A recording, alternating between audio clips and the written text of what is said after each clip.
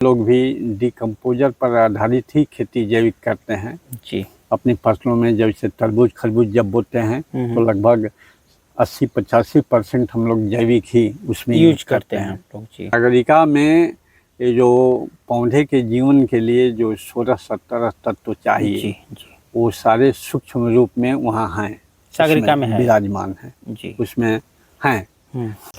जी बाबा, जैसे कोई किसान रासायनिक खाद नहीं डालना चाहता है और यदि वो किसी भी चीज़ की खेती करता है, मान लीजिए धान की हुई, गेहूं की हुई या किसी भी चीज़ की, तो वो ऑर्गेनिक खेती किस प्रकार से करे? कोई खाद वगैरह बताइए। यही हम केमिकल खेती करके जीवाणुओं को मार दिए हैं हम लोग।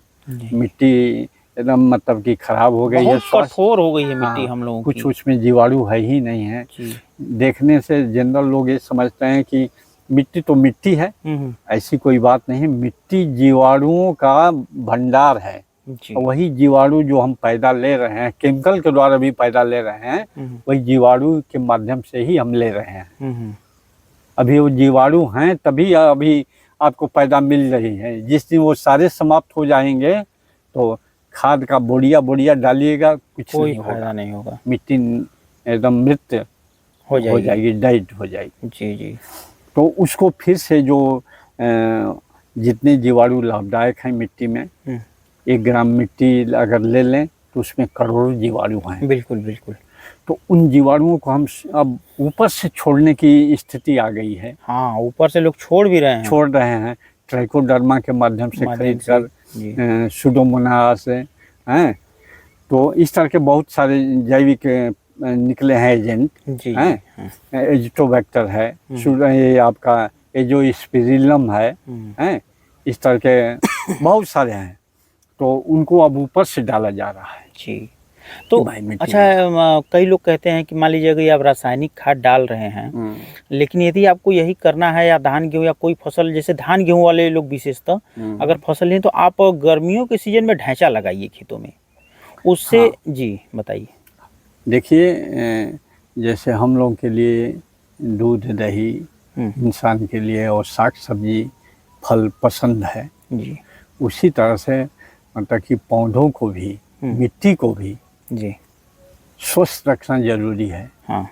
स्वस्थ रखने का मतलब कि देखिए जीवाणु ही सारी खेती हमारी करा रहे हैं वो जो लाभदायक जीवाणु हैं। तो खेती करा रहे हैं, वो उन्हीं के माध्यम से हमको सब कुछ मिल रहा है। तो आखिर में उनको भी जब इतने वो मेहनत कर रहे हैं अंदर, तो उनको भोजन चाहिए कि नहीं? बिल्कुल बिल्कुल। तो उनका भोजन क्या है? जीवांश है, जिसको ह्यूम्स कहते हैं, जैविक कार्बन कहते हैं जी। तो ये चाहिए, उनको भोजन देना चाहिए। किसी से हम काम लेते हैं मजदूर से तो उसको नाश्ता भोजन देते हैं जी। बिल्कुल बिल्कुल। हम काम करते हैं तो अपने शक्ति को मेंटेन करने के लिए खाना खाते हैं जी, करते हैं। तो उसी तरह जो काम कर रहा है उसको खुराक दीजिएगा तब ना वो काम करेगा जी। तो ढैंचा सनई तो ये जैविक चीज है जो इनके इसमें से कुछ रस भी निकलते हैं ढैंचा से, जो अच्छा इसके पत्ते से जो विभिन्न प्रतिक्रिया होती है मिट्टी में जाकर सड़ते हैं तो ह्यूम्स बनता है। और यही ह्यूम्स जो है, कार्बन जो है, वही मतलब कि खुराक है। आज जनरल देखा जाए, अगर चाहे पूर्वांचल की बात हो, चाहे बिहार की बात हो, चाहे पूरे धान क्षेत्र की बात हो, अगर मिट्टी का जांच करा दिया जाए तो कार्बन जो है, कार्बन का परसेंटेज आ गया है 0 में दशमलव में आ गया है। दशमलव में आ गया। हाँ, 1% अगर हो जाता है, 1% हो जाता है तो समझें कि इतनी रिच मिट्टी हो जाएगी कि बिना खाद का उत्पादन देगी जी। लेकिन हम लोग को दशमलव में 0.1-2 इस तरह में आ गए हम, और ये घटते ही जा रही। जो रासायनिक बोरे का बोरे लोग डाल रहे हैं, कट्टे का कट्टा, यही है जी। हाँ, तो सारी शक्ति तो आप निचोड़ लिए जी। शक्ति मिट्टी में है ही नहीं है, निचोड़ क्या लिए? वो जीवाणुओं को मार डाले। अच्छा बाबा, कई लोग कहते हैं कि जैसे लगातार एक ही फसल लेते रहने से मिट्टी से भी मिट्टी खराब होती है, ऐसा कुछ? ऐसी भी बात है जी। फसल चक्र जिसे क्रॉप रोटेशन कहा जाता है, ये भी बहुत जरूरी है। हाँ, फसलों में बदलाव इसको मोटे भाषा में कहा जा सकता है। तो फसलों में बदलाव रसायन से जैविक में आने पर के लिए रासायनिक जो खाद दे रहा है, खेती कर रहा है, चाहे वो सब्जी की खेती हो, चाहे फल की खेती हो, चाहे सीरियल क्रॉप्स फसलों की खेती हो, धान गेहूँ की। लेकिन जो चाहता है कि इससे हट करके हम शुरू करें, तो जैविक के उसका प्रोडक्ट जो है एक बैग तो नहीं बन जाएगा। 2-3 साल जब उसको रिपीट करता रहेगा, डालता रहेगा, तो नीचे जितना भी केमिकल है मिट्टी में पड़े हुए वो न्यूट्रल हो जाएंगे और इसके बाद वो प्रोडक्ट होगा वो 100% जैविक माना जाएगा। जी। तो क्या इस पे पैदावार पे, उपज पे कुछ असर पड़ेगा? हाँ, शुरू में कुछ पड़ेगा, इसलिए कि एक बाइक हम उस पर से इस पर आ रहे हैं जी। तो लेकिन अगर उसको भी सही तरीके से किया जाए तो कोई उतना असर पड़ने वाला नहीं है जी। अब सही से करने का तरीका मतलब ये हुआ कि जैविक में कई पद्धतियां हैं, ठीक है, कई तरह के प्रोडक्ट हैं जी। उन सब का हेल्प लिया जा सकता है। अच्छा, जो किसान केमिकल को छोड़ करके उसको डर है कि केमिकल को छोड़ करके एक बाइक जैविक पर नहीं आना चाहता है, उसके लिए भी तरीके हैं जी। अब जो मतलब कि तैयार हैं छोड़ने के लिए, तो थोड़े ही एरिया में वो पहले प्रैक्टिकल करके देखेंगे जैविक का जी। फिर उसको अपनाएंगे, तो उसके लिए भी तरीके हैं। तो सब मिल करके जैविक में जैसे सागरिका है, सागरिका जो इफ्को की है, हाँ, तो सागरिका का यूज हम कर सकते हैं। सागरिका दोनों रूप में है, ग्रेन्यूल रूप में भी है, दानेदार भी है और लिक्विड रूप में भी है। तो सागरिका में होता क्या है, दरअसल काम कैसे करती है? दरअसल सागरिका में ये जो पौधे के जीवन के लिए जो 16-17 तत्व चाहिए जी, जी। वो सारे सूक्ष्म रूप में वहाँ हैं, सागरिका में विराजमान है जी। उसमें हैं और वो सारे तत्व पौधा को मिलेंगे।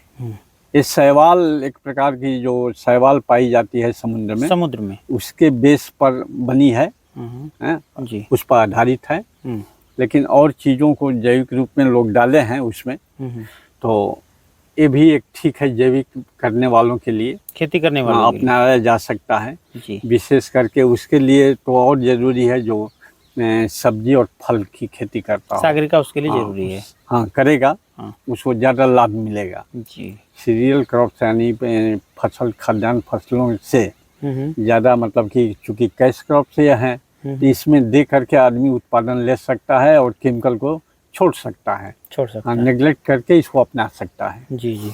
इसके अलावे ये जो आप ड्राम में जो बनाया जाता है डिकम्पोजर पर आधारित, हम लोग भी डिकम्पोजर पर आधारित ही खेती जैविक करते हैं जी। अपनी फसलों में जैसे तरबूज खरबूज जब बोते हैं तो लगभग 80-85% हम लोग जैविक ही उसमें यूज करते हैं लोग जी। और बहुत जब इमरजेंसी कोई पड़ जाती है तो हल्का फुल्का केमिकल हो गया, नहीं तो उसमें भी जो आपने बताया जीवामृत, बीजामृत को छोड़िए, बीजामृत इस तरह नहीं दिया जाता है जी। बीजामृत बीज शोधन के लिए एक तरह से है केवल, जीवामृत मुख्य चीज है और घनजीवामृत। कैसे बनाया जाता है ये दोनों? अब जीवामृत वही है, कोई ऐसी चीज नहीं है, मतलब कि आप गाय का गोबर ले लें हैं, जितनी मात्रा में बनाना चाहें, जैसे 100 लीटर अगर बनाना है तो इसमें 10 kg, चाहे कोई ये भी सीमा नहीं है कि थोड़ा बेसी नहीं डाल सकते हैं, तो आप 10 से 15 kg डाल लें, गोबर ले लें और गोमूत्र भी ले लें, ये मटेरियल रहेंगे जी जी। और उसमें मतलब कि गुड़ भी रहेगा 2 kg, 1 kg कम से कम 1.5 kg जो भी, ठीक है। और उसमें मतलब कि और है ऐसे जगह के पेड़ के नीचे की मिट्टी जहाँ केमिकल चीज़ें न डाली गई हों, यानी कहने का मतलब पीपल या बरगद की, हाँ, जो होते हैं छायादार पुराने कहीं पेड़ सब में पाया जाता है, तो उनके नीचे की मिट्टी आप ले लें, उसमें जीवाणुओं की संख्या भरपूर होती है, अच्छे वाले, हाँ, अच्छे वाले, भिन्न भिन्न प्रकार के जीवाणु होते हैं, वो उसी को मल्टीप्लाई करेंगे हम इन चीज़ों के माध्यम से। वो मिट्टी जरूरी है, वो जरूरी है। हाँ, तो उसको डालेंगे, प्लस गुड़ डाल देंगे, हाँ। बेसन थोड़ा डाल देंगे, चने वाला। हाँ, ये चने ना किसी भी दलहन का अच्छा, डाल किसी भी सकते हैं। दलहन का, ठीक है। तो उसमें इन सबों को घोर करके और करके उसको बंद करके रख दीजिए, चलाते रहिए। 8-10 दिन के अंदर, 1 हफ्ते के अंदर मतलब कि वो तैयार हो जाएगा घोल। फिर उसको आप विशेष करके ड्रिंच अगर करते हैं, पौधा है तो पौधे में ड्रिंच कर दीजिए। 1 लीटर अगर जीवामृत बना हुआ तैयार हुआ ले लेते हैं तो उसमें 2 लीटर पानी मिला लीजिए, ठीक है, हैं, और उसको हर पौधा में डालते जाइए। जैसे अनार का पौधा हो, सेब का हो, चाहे अमरूद का हो, जो भी फलदार वृक्ष हैं जिसमें आप जैविक विधि से देना चाहते हैं, करना चाहते हैं, तो उसको इस तरीके से डालते रहिए। 10-15 दिन के अंतर पर डालते रहिए, खराब करने वाला चीज़ नहीं है। पौधे का ये मतलब कि बहुत अच्छा खुराक है, प्राकृतिक खुराक इसको माना जाएगा। हाँ, तो ये चीज़ें हैं। और अगर उसको सिंचाई के माध्यम से खेत में पूरा देना चाहते हैं तो इन चीज़ों के मतलब 40-50 लीटर ले लें, किसी ड्रम में बना लें, ड्रम में बनाया हुआ ले लें तैयार, और उसको सिंचाई कर रहे हैं तो उस माध्यम से इसको मतलब पूरे खेत में फ्लड इरिगेशन द्वारा फैला दीजिए। वो पूरे खेत में चला जाएगा, जीवाणु भी चले जाएंगे। तो इससे मतलब कि जीवाणुओं की संख्या बढ़ेगी,